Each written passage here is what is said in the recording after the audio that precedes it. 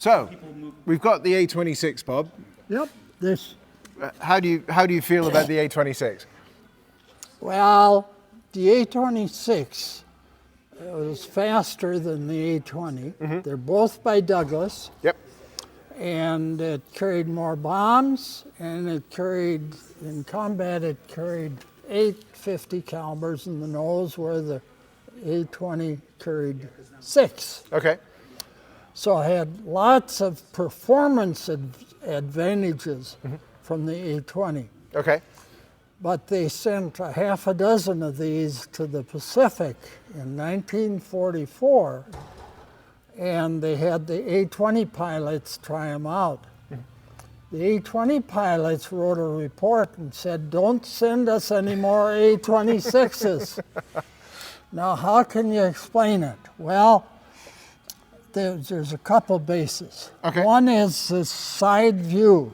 See, on the A-20, the engine and the prop is behind the pilot. Yep. Here, look at here. So you got no side view. Yes. And the other thing is that the A-26s did not have any more range than the A-20s. Okay. Now, the other thing is the A-26 is wider fuselage and had room for 2 people. Okay. The A-26s did not have dual controls originally, Okay.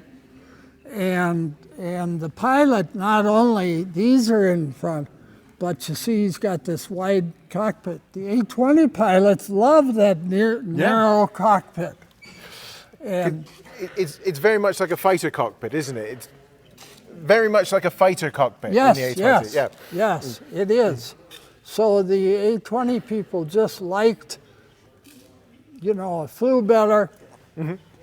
But in the spring of '45, I was flying back from Manila to Mindoro, where we were based, and I saw this plane ahead of me down below.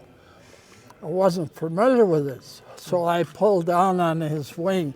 Well, it was a Douglas A-26. So it was just this one man in there. He glanced over and saw me.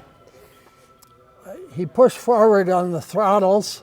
I couldn't keep up with him. He was showing me. So it was this A-26 here at the Pima Air and Space Museum is in the hangar right next to the A-20. And the A-26 did have this increased performance, and it was unusual in that it was used in both the Korean War and Vietnam. So it had a lot of uses, but it wasn't as much fun to fly as an A-20.